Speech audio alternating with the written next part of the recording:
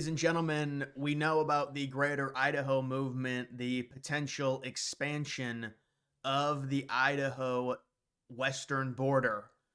The question is, would Donald Trump get involved in something like this? Is this moving forward?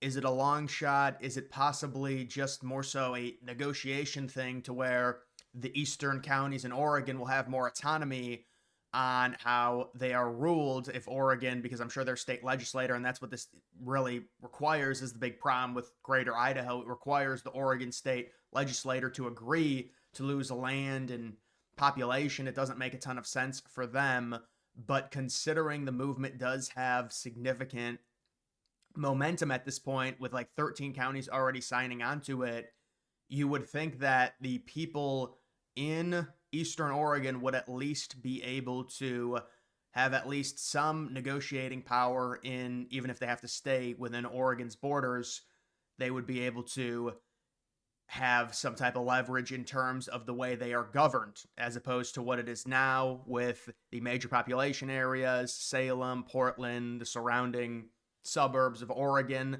on the western side next to the Pacific Ocean. They've got pretty much all of the governmental power within the state because of the population, as opposed to the vast land in the center of Oregon and also on the eastern side.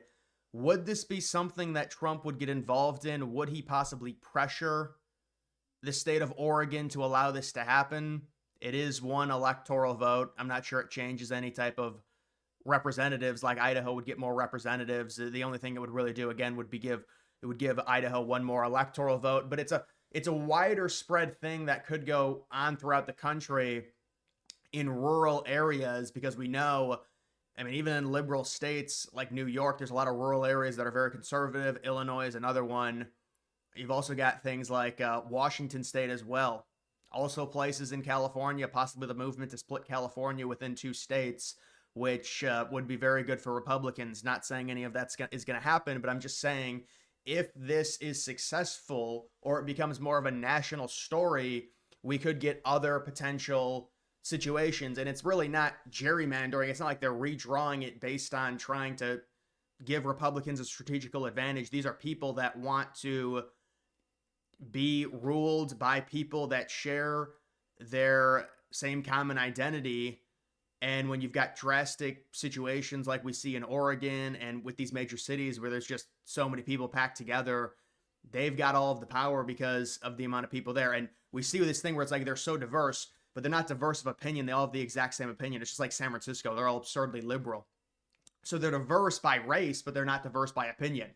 And that becomes an issue when you're talking about the rural parts of a California or of an Oregon. So taking a look at this, Greater Idaho movement wants a seat at the table.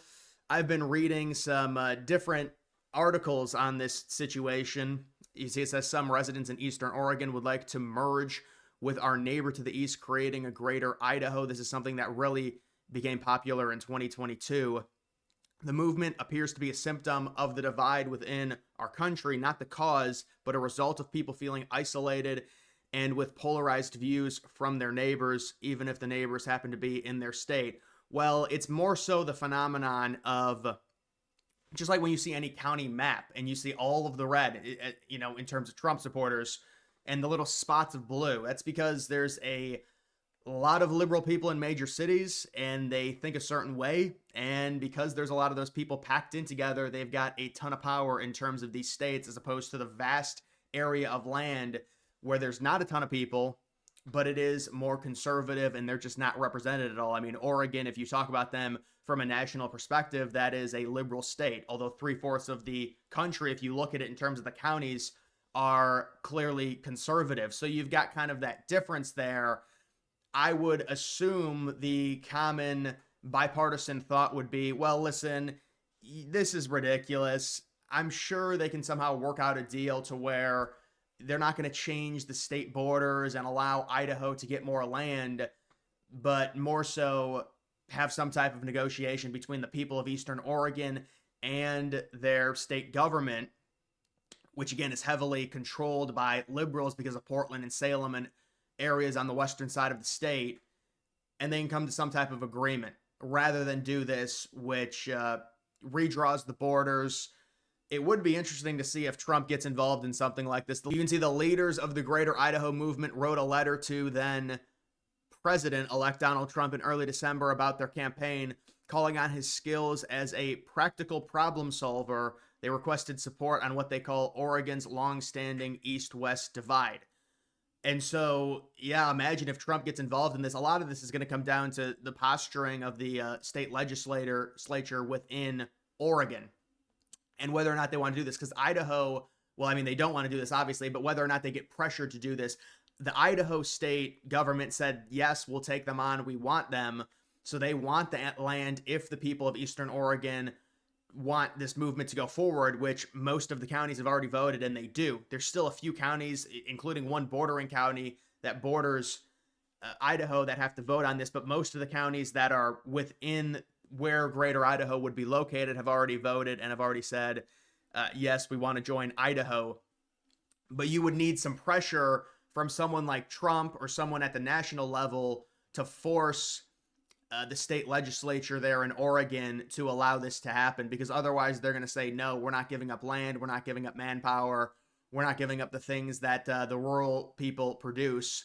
We would rather try and negotiate with the people and come to an agreement in terms of that rather than give up all of this land. But they could possibly be pressured into doing so if the people strongly want to leave and if they really push for it.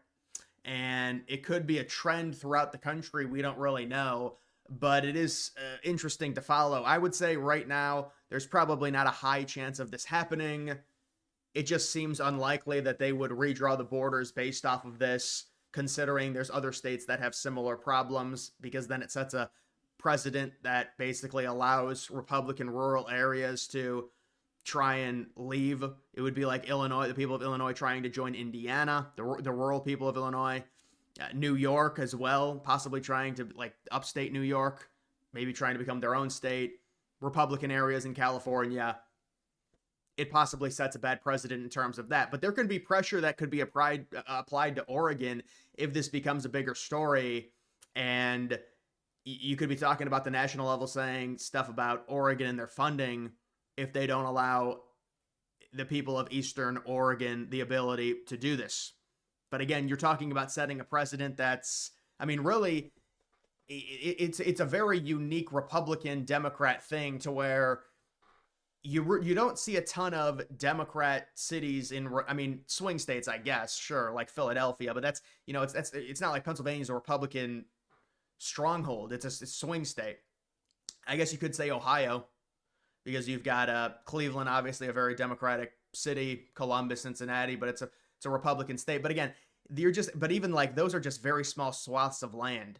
This is just a very Republican type thing to where you get a lot of these Republican people in rural areas, but there's not a ton of population density relative to the small area of land that liberals take over, have control of. Obviously, there's a ton of them in the bigger cities in Oregon and Washington, like Seattle. So you've got all this land that's Republican, but there's just not a ton of people there. Then you've got this little sliver that's liberal, and they control basically everything because of the high population density. And again, there's no diversity of opinion in these major cities. They all think the exact same way. They're all very liberal. That's not how it's always like, but on the West Coast, they are all pretty much very liberal. So we'll see if anything comes of this. I think it'd be interesting if Trump or this somehow got to the national level to where someone within the administration put pressure on Idaho to allow the people, or excuse me, put pressure on Oregon to allow the people of Eastern Oregon to join Idaho if they really wanted to do this. They've already brought certain bills to the table. The article continues here. We doubt that folks in Eastern Oregon expect to win everything they want from the legislator anytime soon. They're already hinting at a possible compromise, it looks like, with that sentence. They realize that the D and R divide favors Oregon Democrats, who are more plentiful in the West. That may seem like a solution in which we, in the rural areas, will always be outnumbered. Well, yeah, that's why you need national support. You would need support from outside of your state. And I guess you could get that in Idaho, but you need pressure on the government of Oregon to be able to do this. Otherwise, they'll never do it, and it'll just be some type of compromise between the rural areas of Eastern Oregon and the big government in Western Oregon. So it's like a component of the national level. Do they put pressure on Oregon to allow Idaho to do this? I think that's what it comes down to if this becomes more of a bigger issue. And this isn't like a crazy thing to where it's like, whoa, this changes everything. I mean, I do think the map would look really odd if they did this. Idaho would look, I mean, I know we're just used to seeing the states a certain shape, but it would look a little bit weird. And maybe Washington and Oregon would be one state at that point. That would be a pretty big state, but it would only really change one electoral vote from what I know. Now, Idaho is also gaining more population in general. They might gain another I think they'll at least gain one more electoral vote just with the 2030 census because of the amount of people moving to Idaho. But then they would gain another one on top of that, and Oregon would lose one. So you're talking about a little adjustment. I mean, but that's really nothing. I mean, you'll get the 2030 census, and I think there'll be much bigger shifts with California possibly losing 3 or 4 electoral votes. That's what it's being projected right now.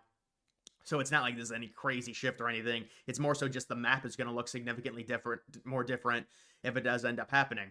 So either way, guys, that's going to do it for this video. Make sure you follow me on X. Link to that's always in the description.